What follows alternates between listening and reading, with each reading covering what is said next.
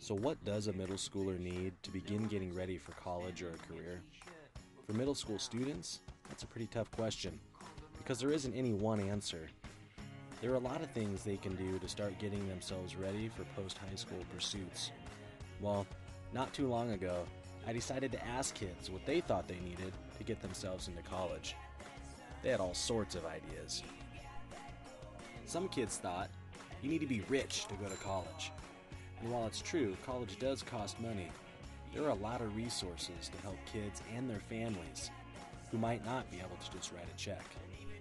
You have to have perfect grades to get into college, right?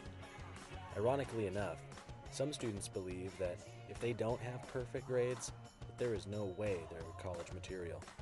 The truth is, while having super grades will help make you marketable, there are a lot of other things colleges look for in prospective students, like solid grades, extracurricular experience, and community service. The truth is, middle school students have many misconceptions, and some educators too, about college and what it takes to get there, and more importantly, what it takes to finish. So what is our task as educators? To make sure students are masters of curriculum? To make sure they can sit quietly at a desk for 50-minute intervals? Or is it to make sure kids have access to the right experiences and the right conversations with the right people, and to have these experiences and conversations often so any misconceptions can be cleared up, and to help them realize that with knowledge and support, all kids have the opportunity to be college and career ready. As I mentioned a moment ago, ideally, these opportunities will occur frequently, and they will happen before and throughout middle school and high school. In order for this to happen, educators need to be intentional, and there needs to be systems and structures in place to bring these opportunities to life. At Shaw Middle School, we use Navigation 101 and advisory as the basis in which to lay the groundwork. Currently, we have advisory 1 day a week for 30 minutes. Using a compilation of NAV curriculum and homegrown curriculum, we blend these philosophies and practices with that of Avid philosophies and practices, combined with funding from Gear Up and Rakes, which allows us to lay the foundation brick by brick to create a culture of college and career readiness that is vertically aligned. Let's talk a little bit about the schedule, though. As of right now, fortunately, our staff is beginning to realize that in order for us to best serve our kids and support their needs, we need to be with them in advisory more than once a week. Through many, many conversations and data collection, as a staff, we've been able to determine this. At least 2 days is better than 1. Now that being said, we have a proposal for a 4-day advisory schedule that will ultimately provide support for students' academic, social, and emotional needs, as well as support staff needs.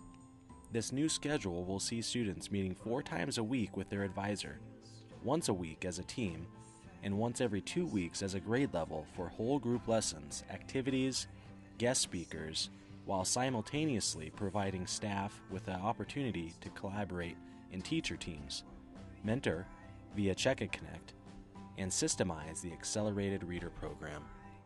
Now, you may be thinking, that sounds great, but our staff is resistant as it is. How are we going to facilitate such a drastic change in thinking around advisory, its purpose, and its effectiveness? Well, it's not easy, and it hasn't all been easy for us either.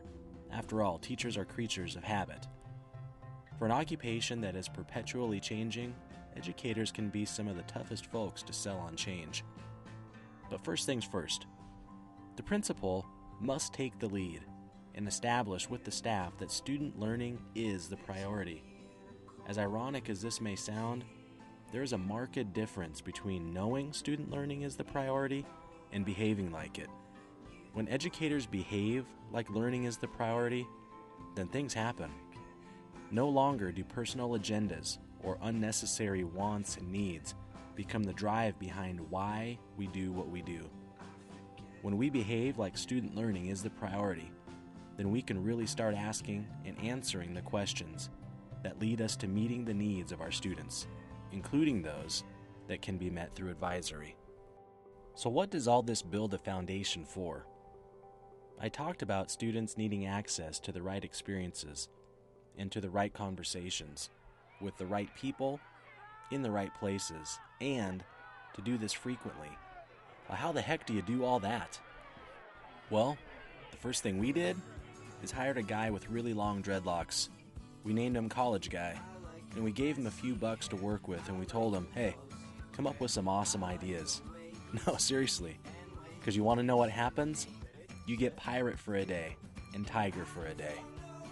That's right, our College Guy, Kipton Salmonson, has been recognized not only by us at Shaw Middle School, but also by our local news for this innovative idea that takes future pirates and tigers to their respective high schools, Rogers High School and Lewis and Clark High School, for an experience they won't soon forget. Small groups of about 10 to 12 8th grade students with a high school student guide go through a real day of high school. They attend class, they eat lunch in the commons, participate in activities and convocations. Some have even done a fitness test in PE, just like the real high school students do. What does this mean for a future high school student?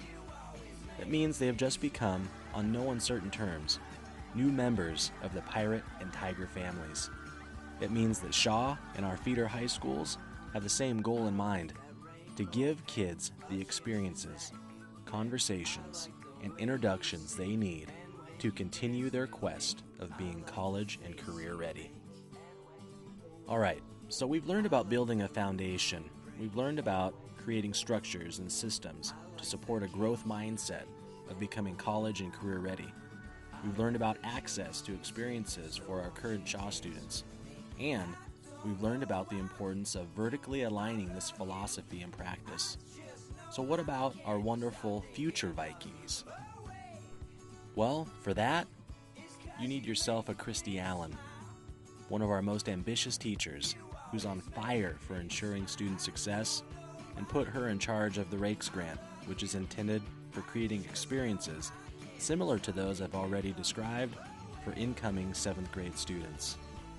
So what's that look like for a 6th grader on the cusp of becoming a Shaw Middle Schooler? Well, it looks like this. In the spring, we invite you to our house, Shaw Middle School. We greet you as you get off the bus with a little homegrown parade. We take you in the building to attend a little gathering just for you. We introduce you to some of our staff, like the principal and assistant principals, some coaches and a few teachers, and some fellow students. We talk about all the great things we have to offer at Shaw, and we show you a freaking awesome music video that tells the story of Shaw. Then, we get you up on your feet, out in the hallways and into classrooms to see what it's really like to be a Shaw Viking. Then, we wrap up this half day with a bite to eat. Some Shaw gear that includes a stylish shirt that dons our school motto: work hard and be nice. And ladies and gentlemen, that's just the icing on the cake. Throughout their 6th grade year, we invite future Vikings and their families to join us for events like Math and Science Night. We invite them to join us for our highly successful Literacy Night that has drawn the attention of our superintendent and featured special guests like award-winning author Terry Truman. Our future Vikings attend our annual and much anticipated Spring Convocation that features a staff versus student basketball game in Spike, Gonzaga University's mascot. Our staff really draws upon numerous wraparound services to help future students and parents enjoy a low-key, heavily supported registration night where parents can talk to the teachers their children will have in the following year and ask face-to-face questions of our guidance counselors and administrators. We also invite all of our feeder 5th and 6th graders to our summer academy. As one final measure to ensure our incoming Vikings are as acclimated and as prepared as possible, we open our arms and our doors to them one final time the day before school starts for what we like to call sneak peek. New 7th grade students and their families come to school for just about a half day. We begin with a motivational message from our principal and assistant principal. We then provide each student with their schedule, and they attend abbreviated classes.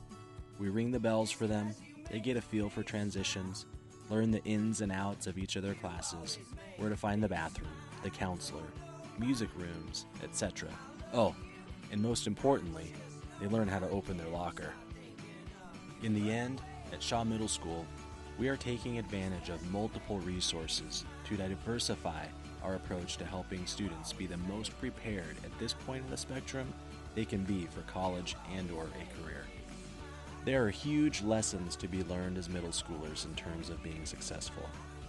What we teach our students via NAV curriculum and access to profound experiences is how to prioritize their learning, to make their learning number one. What we also teach kids is that to prioritize takes motivation, and to be motivated is to have purpose. Our students and staff have a why. We are teaching our students that if you want to be successful, you gotta want it bad, in that you have to have grit, and that you have to be willing to make sacrifices. In regard to sacrifices, students are learning to be able to, at any moment, sacrifice what they are for what they will become. We are learning that you have to be willing to help others and allow others to help you. My good friend and motivational speaker, Eric Thomas, said it this way: if you want to be successful, you got to be willing to give up sleep. He said, when you want to succeed as bad as you want to breathe, then you will be successful. We are teaching our students that success takes hard work and dedication, and that things in life worth having take commitment and integrity. And with all that being said, what are we teaching our staff? Because these significant changes we attempt to influence in our students don't happen overnight.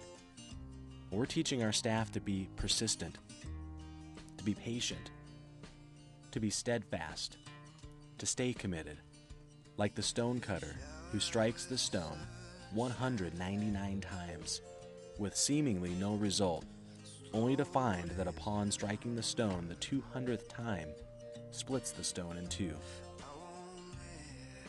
We are teaching our staff to be great. We are helping each other understand that we are our greatest when we're helping others be great. Navigation 101 has helped us begin this journey. NAV has opened the door to other opportunities and other resources, and has helped to point us in the direction we need to be going for sustained growth. Thank you. Work hard and be nice.